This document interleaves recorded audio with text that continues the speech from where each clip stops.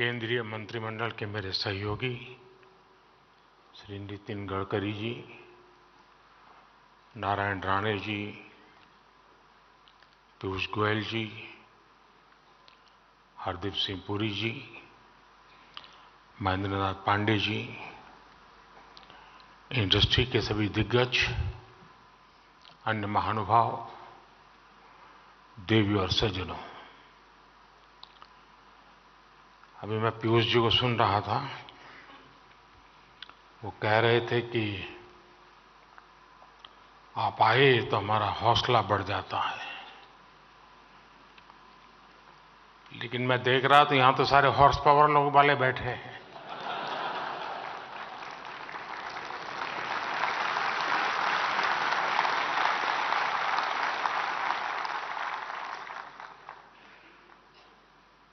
तो तय हो गया है कि किसको कहां से हौसला मिलने वाला है। सबसे पहले तो मैं ऑटोमोटिव इंडस्ट्री को इस शानदार आयोजन के लिए बहुत बहुत बधाई देता हूं। मैं आज हर स्टॉल पर तो नहीं जा पाया, लेकिन जितने भी स्टॉल्स मैंने देखे वो बहुत ही प्रभावित करने वाले थे। हमारे देश में ये सब हो रहा है, देखते हैं तो और आनंद हो जाता है। मैंने तो कभी गाड़ी खरीदी नहीं है, इसलिए मुझे कोई अनुभव नहीं है, क्योंकि मैंने कभी साइकिल भी नहीं खरीदी है। मैं दिल्ली के लोगों को भी कहूंगा कि इस एक्सपो को आकर जरूर देखें। ये आयोजन मोबिलिटी कम्युनिटी और पूरी सप्लाई चेन को एक मंच पे लाया है। मैं आप सभी का भारत मोबिलिटी ग्लोबल एक्सपो में अभिनंदन करता हूं और आप सबको बहुत बहुत शुभकामनाएं देता हूं। शायद आप में से कुछ लोगों को स्मरण होगा कि जब मेरी पहली टर्म थी, उस समय मैंने एक ग्लोबल लेवल की मोबिलिटी कॉन्फ्रेंस प्लान की थी। और उस समय की चीजें अगर आप निकाल के देखोगे तो बैटरी पर हमारा फोकस क्यों होना चाहिए, इलेक्ट्रिक व्हीकल की तरफ हमें कैसे जल्दी जाना चाहिए, इन सारे विषयों पर बहुत विस्तार से वो समिट हुआ था। ग्लोबल एक्सपर्ट्स आए थे। और आज मेरी दूसरी टर्म में मैं देख रहा हूं कि खासी मात्रा में प्रगति हो रही है, और मुझे विश्वास है कि तीसरी टर्म में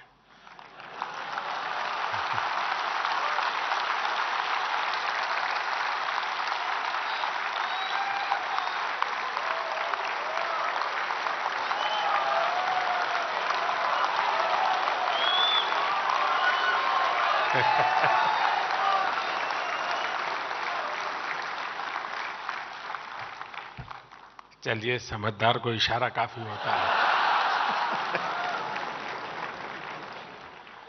और आप लोग तो मोबिलिटी की दुनिया है, तो ये इशारा देश में जल्दी से पहुंचेगा।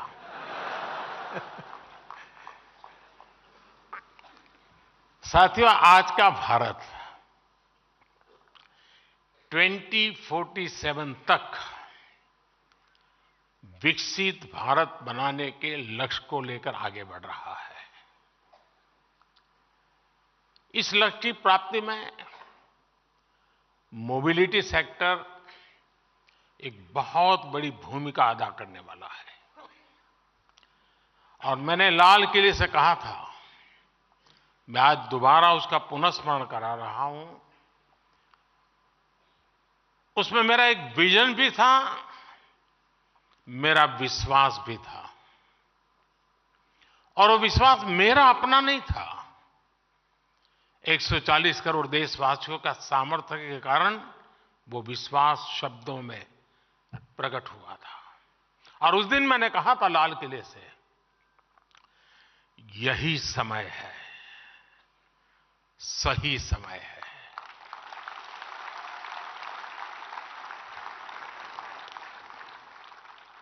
ये मंत्र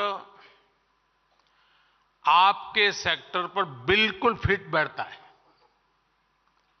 एक प्रकार से India is on the move and is moving fast.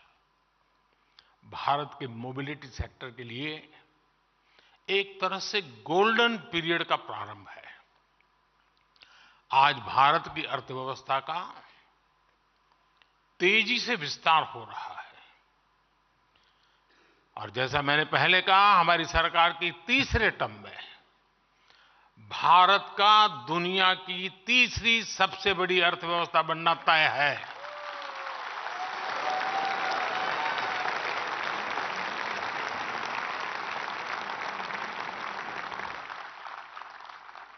हमारी सरकार के प्रयासों से पिछले 10 वर्षों में करीब 25 करोड़ लोग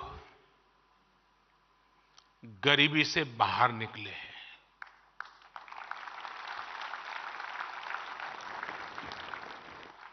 और जब वो गरीबी से बाहर निकलता है ना, तब उसके सपनों में पहली 5 चीजों में क्या होता है?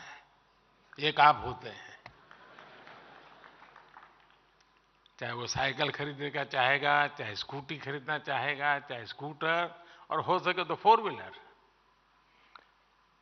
उसका पहला ध्यान आप ही पर जाने वाला है। और ये 25 करोड़ लोग गरीबी से बाहर आए हैं। आज भारत में बड़ी संख्या में न्यू मिडिल क्लास बना है, जिसकी अपनी आशाएं हैं, अपनी आकांक्षाएं हैं। शायद एस्पिरेशन का लेवल उस सोसाइटी में होता है, उस इकोनॉमिकल स्ट्राटा में होता है, वो शायद ही कहीं और होता है जी। जैसे व्यक्ति के जीवन में 14 से 20 साल का कालखंड जैसे एक प्रकार से अलग ही होता है, वैसा इनके जीवन में होता है। और इसको अगर हम एड्रेस करते हैं तो आप कल्पना कर सकते हैं हम कहां से कहां पहुंच सकते हैं जी। ये न्यू मिडिल क्लास, उसके एस्पिरेशंस, और दूसरी तरफ आज भारत में मिडिल क्लास का दायरा भी बहुत तेजी से बढ़ रहा है। मिडिल क्लास की इनकम भी बढ़ रही है। ये सारे फैक्टर्स भारत के मोबिलिटी सेक्टर को नई ऊंचाई देने वाले हैं। बढ़ती हुई अर्थव्यवस्था और बढ़ती हुई आय के बीच बढ़ते हुए कुछ आंकड़े आपके सेक्टर का हौसला बढ़ाने वाले हैं। मोदी नहीं, ये आंकड़े। साल 2014 के पहले 10 सालों में भारत में 12 करोड़ के आसपास गाड़ियों की बिक्री हुई थी, जबकि 2014 के बाद से देश में 21 करोड़ से ज्यादा गाड़ियों की बिक्री हो चुकी है। 10 साल पहले भारत में साल भर में 2000 तक इलेक्ट्रिक गाड़ियां बिक रही थी। वहीं अब भारत में करीब 12 लाख इलेक्ट्रिक गाड़ियां हर साल बिक रही हैं। पिछले 10 साल में पैसेंजर व्हीकल्स की बिक्री में 60% की वृद्धि हुई है। भारत में 2 व्हीलर सेल्स भी 70% से ज्यादा बढ़ी है। अभी कल ही जो आंकड़े आए हैं वो बताते हैं कि जनवरी के महीने में कारों की बिक्री ने अपने पिछले सारे रिकॉर्ड तोड़ दिए हैं। जिनकी बिकी है वो यहां बैठे हैं ना। आप चिंता मत कीजिए, इनकम टैक्स वाले नहीं सुन रहे हैं, घबराओ मत। यानी आप सभी के लिए मोबिलिटी सेक्टर में अभूतपूर्व पॉजिटिव वातावरण आज धरती पर नजर आ रहा है। आपको आगे बढ़कर इसका लाभ उठाना है। साथियों, आज का भारत भविष्य की जरूरतों को ध्यान में रखते हुए नई नीतियां बना रहा है और इसमें निश्चित तौर पर मोबिलिटी सेक्टर के लिए विशेष जगह है। कल जो बजट पेश हुआ है उसमें भी इस विजन आपको देख पाते होंगे। ये तो इंटरिम बजट है, पूरा तो आएगा जब हम तीसरी बार आएंगे तब। 2014 में भारत का capital expenditure 2014 capital expenditure 2 lakh crore से भी कम था। 2 लाख करोड़ रुपए से कम था। आज ये 11 लाख करोड़ से भी ज्यादा हो गया है। कैपिटल एक्सपेंडिचर पर 11 लाख करोड़ रुपए का खर्च का ऐलान भारत के मोबिलिटी सेक्टर को अनेकविध अपॉर्चुनिटीज लेकर के आया है। ये न सिर्फ अर्थव्यवस्था को ताकत देगा, बल्कि इससे रोजगार के भी नए अवसर बनेंगे। इस अभूतपूर्व इन्वेस्टमेंट की वजह से आज भारत में rail, road, airport, waterway transport, यानी हर क्षेत्र का कायाकल्प हो रहा है।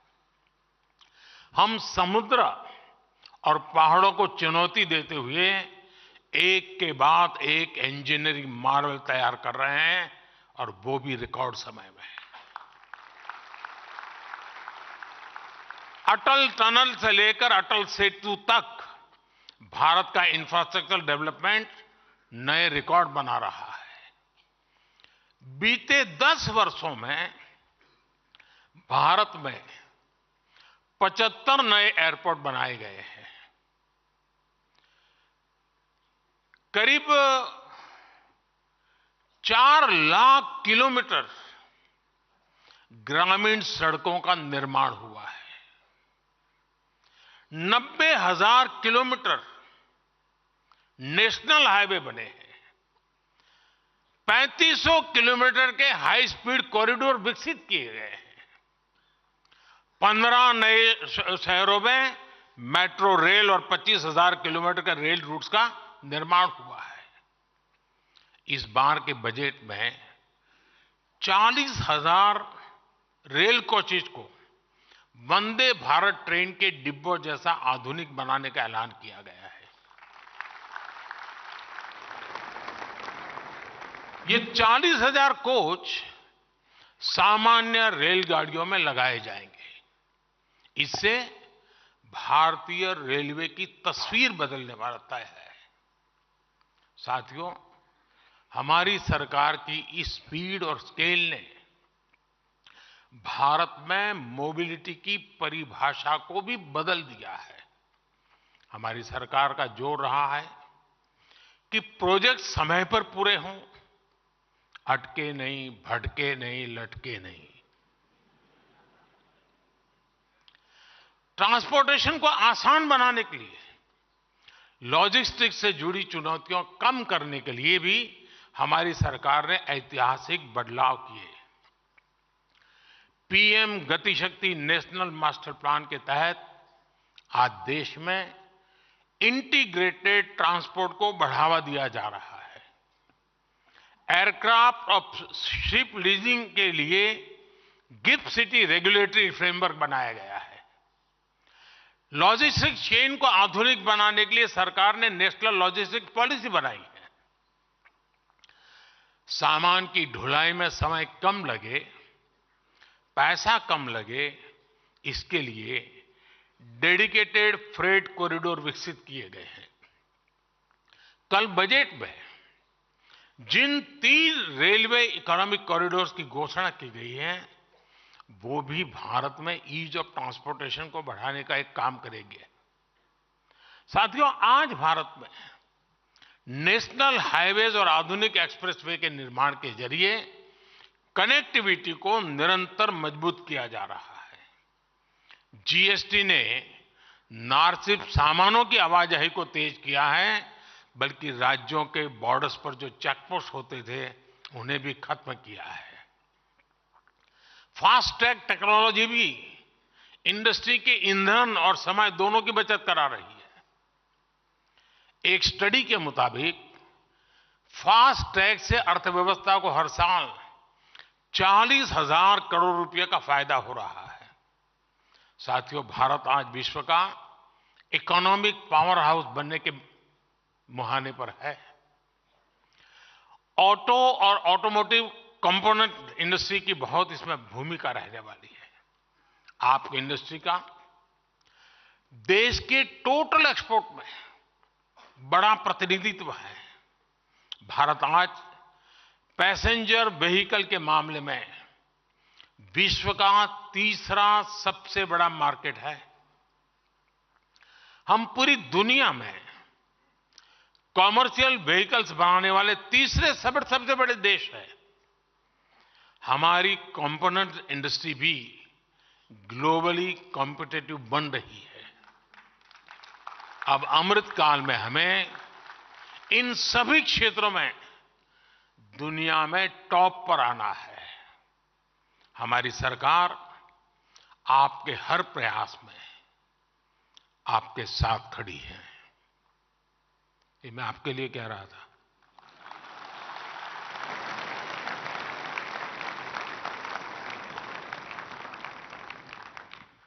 आपकी इंडस्ट्री के लिए सरकार ने 25,000 करोड़ रुपए से ज्यादा की प्रोडक्शन लिंक इंसेंटिव स्कीम बनाई है। यह हमारी पूरी वैल्यू चेन को आत्मनिर्भर बनाने और एमएसएमईज को शक्ति देने में बड़ी भूमिका निभा रही है। बैटरी स्टोरेज के लिए सरकार ने 18,000 करोड़ रुपए की पीएलआई स्कीम दी है। और जब बैटरी स्टोरेज की बात आती है तब मैं आपको बताता हूं मैं क्या सोच रहा हूं। अगर मैं क्लीन कुकिंग मूवमेंट को आगे बढ़ाऊं, मान लीजिए देश में 25 करोड़ घर है और रूफटॉप सोलर और बैटरी स्टोरेज की व्यवस्था और उससे कुकिंग की व्यवस्था, क्लीन कुकिंग की व्यवस्था, 25 करोड़ बैटरी की जरूरत, मतलब आपकी गाड़ियों से सैकड़ों गुना बैटरी की आवश्यकता, जो एक अपने आप में गाड़ी की बैटरी को एकदम सस्ता कर देगी। अभी आप आराम से इस फील्ड में आइए, पूरा पैकेज लेकर के आइए। और कल सरकार ने घोषित किया है बजट में, हम पहले तबक्के में 1 करोड़ परिवारों को रूफटॉप सोलर से उसकी 300 यूनिट तो कम से कम मुफ्त बिजली, और मेरी तो योजना है कि रूफटॉप से उसका इलेक्ट्रिक व्हीकल का चार्जिंग व्यवस्था उसके घर में ही हो। उसकी गाड़ी रात को आए, स्कूटी आए, स्कूटर आए, चार्ज हो जाए, सुबह अपना चलता चले। यानी एक प्रकार से डिसेंट्रलाइज व्यवस्था पूरी तरह रूफटॉप सोलर सिस्टम के साथ जोड़ने की कल्पना है। ये सारी चीजें आपके भविष्य की योजनाओं के में दिमाग में रख करके प्लान कीजिए। मैं आपके साथ हूं।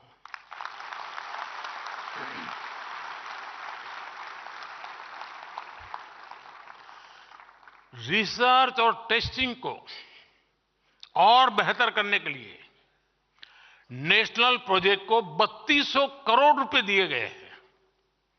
नेशनल इलेक्ट्रिक मोबिलिटी मिशन की मदद में भारत में इलेक्ट्रिक व्हीकल्स के निर्माण को नई गति मिली है। ईवी की डिमांड को बढ़ावा देने के लिए सरकार ने करीब 10,000 करोड़ रुपए का निवेश किया है। हमारी सरकार की फेम स्कीम भी बहुत सफल रही है।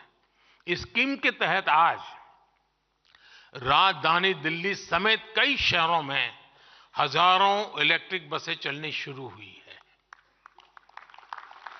सरकार ईवी चार्जिंग स्टेशन बनाने के लिए भी सब्सिडी दे रही है।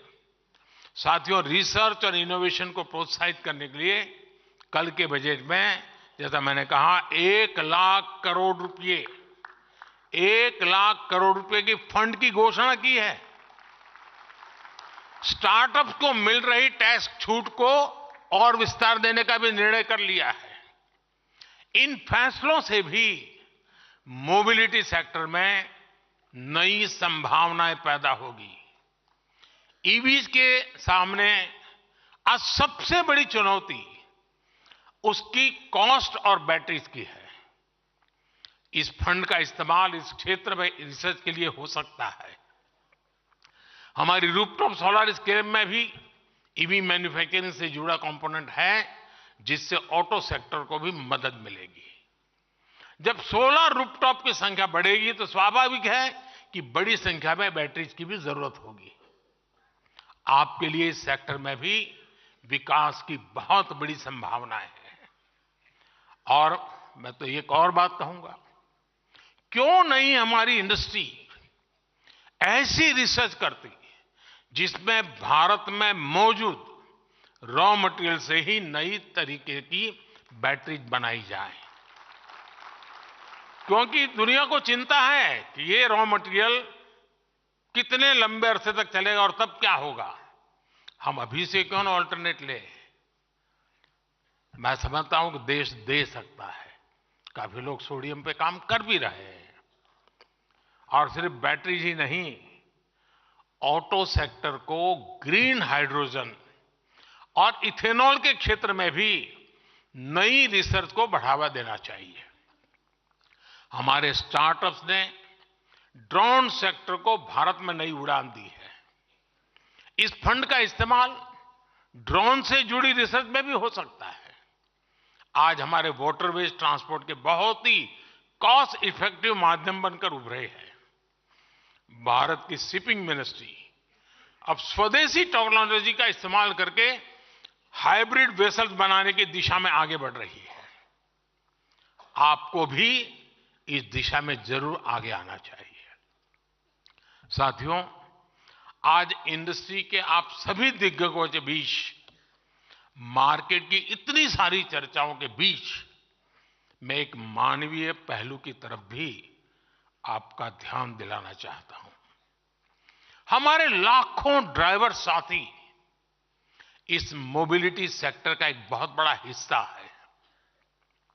जो ट्रक चलाते हैं, जो टैक्सी चलाते हैं, वो ड्राइवर हमारी सामाजिक और आर्थिक व्यवस्था का एक अभिन्न हिस्सा है। अक्सर ये ड्राइवर्स घंटों घंटों लगातार ट्रक चलाते हैं और मालिक भी क्या समय पर क्यों नहीं आया वहीं से शुरू करता है, कहां रुक गया था। इनके पास आराम का समय नहीं होता। ऐसी मुश्किल परिस्थितियों में कई बार ये लोग सड़क हादसों का भी शिकार हो जाते हैं। ट्रक ड्राइवर्स की इस चिंता, उनके परिवार की इस चिंता को भी हमारी सरकार भली भांति समझती है। मुझे आपको ये बताते हुए खुशी है कि ड्राइवर्स को बीच सफर में आराम देने के लिए केंद्र सरकार ने एक नई योजना पर काम शुरू किया है। इस योजना के तहत सभी नेशनल हाईवेज पर ड्राइवरों के लिए नई सुविधा वाले आधुनिक भवनों का निर्माण होगा। इन भवनों में ड्राइवरों के लिए भोजन, पीने के साफ पानी, शौचालय, पार्किंग और आराम करने की पूरी व्यवस्था होगी। सरकार की तैयारी इस योजना के पहले चरण में देश भर में ऐसे 1000 भवन बनाने से शुरुआत करने की है।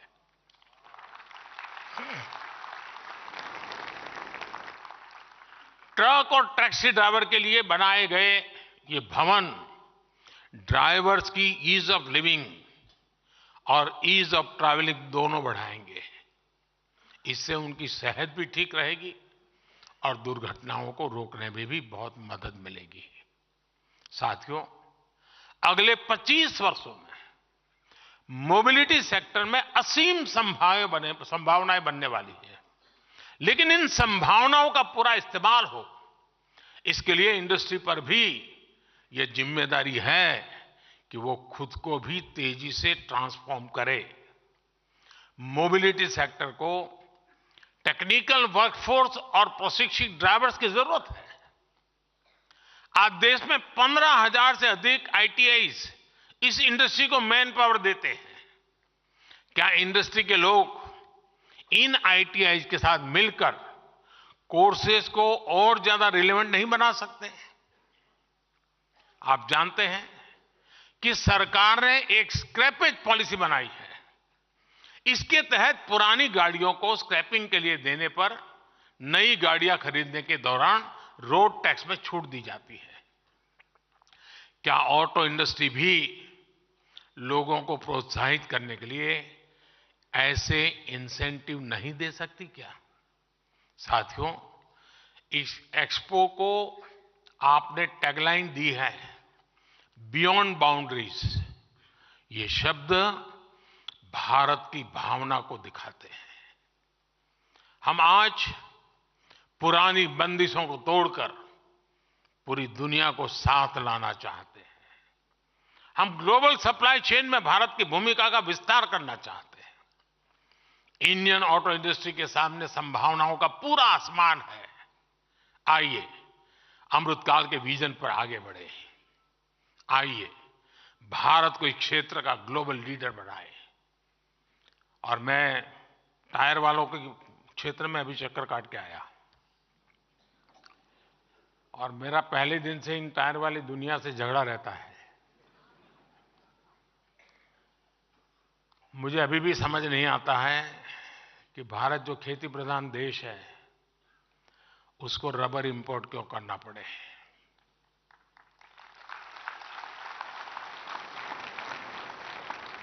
क्या टायर इंडस्ट्री का जो एसोसिएशन है, वे मिलकर के किसानों के साथ बैठ करके जो भी टेक्नोलॉजिकल इंटरवेंशन कर रहे हैं, जो भी उनको गाइडेंस देना है और जो उनको एश्योर्ड मार्केट देना है, मैं पक्का मानता हूं हिंदुस्तान का किसान आपकी रबर की आवश्यकता पूरी कर सकता है। आज रिसर्च करके जेनेटिकली मॉडिफाई किए हुए रबर ट्री पर बहुत काम हुआ है। भारत में अभी उसका इतना इस्तेमाल नहीं कर रहे हैं। मैं टायर बनाने वालों से आग्रह करूंगा, रबर इंडस्ट्री के साथ जुड़े हुए जो इंडस्ट्री है उनसे आग्रह करूंगा कि जरा किसानों के साथ जुड़िए तो सही। हम इंटीग्रेटेड, कॉम्प्रिहेंसिव, होलिस्टिक अप्रोच के साथ आगे बढ़े जी। हम टुकड़ों में ना सोचे। रबर बाहर से मिल जाता है, चलो यार अपन बनाएंगे, दौड़ाएंगे। अरे कभी ये भी तो सोचे कि मेरा किसान मजबूत होगा तो मेरा देश में 4 गाड़ी और खरीदेगा।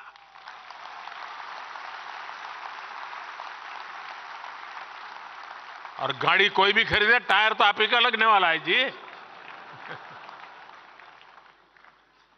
मेरा कहने का तात्पर्य है कि साथियों, आप लोग पहली बार जब इतनी बड़ी मात्रा में एक साथ आए हैं, नए सिरे से कैसे सोच सकते हैं? एक दूसरे को हेल्पिंग हैंड बनकर के नए इनोवेटिव आइडियाज के साथ आप कैसे आगे बढ़ सकते हैं? और आज हम एक ऐसे स्टेज पर हैं, हम जितने साथ मिलकर काम करेंगे, हमारी ताकत अनेक गुना बढ़ जाएगी और हम दुनिया में छाने का मौका नहीं जाने देंगे।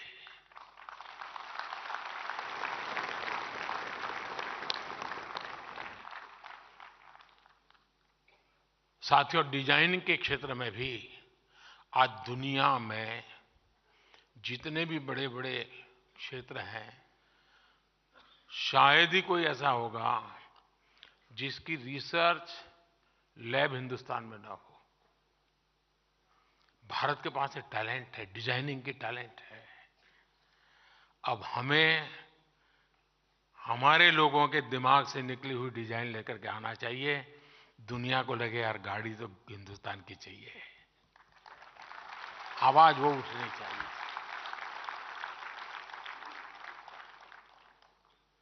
गर्व से वो कहे, रास्ते में जाता है तो कोई भी, अरे ये हमारी मेड इन इंडिया है, तेरे जरा देख के गाड़ी तो देखे जरा। मैं मानता हूं ये मिजाज पैदा करना चाहिए। और अगर आपका आप पर भरोसा होगा ना, तो दुनिया आप पर भरोसा करेगी। मैं जब दुनिया के सामने योग की बात लेकर के गया था, यूं मैंने योग की बात कही थी, तो मैं वापस हिंदुस्तान आया तो मुझे कई लोग कह रहे थे, क्या मोदी जी यूएन में पहला भाषण करने गए और आप ये करके आए। लेकिन आज पूरी दुनिया नाक पकड़ करके बैठ गई है।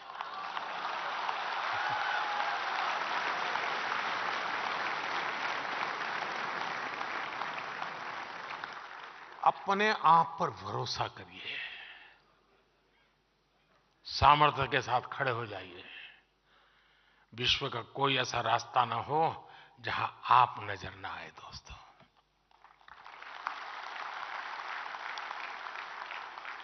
जहां से नजरें तुम्हारी गुजरे वहां पे तुम्हारी गाड़ी तुम्हारी नजर आए।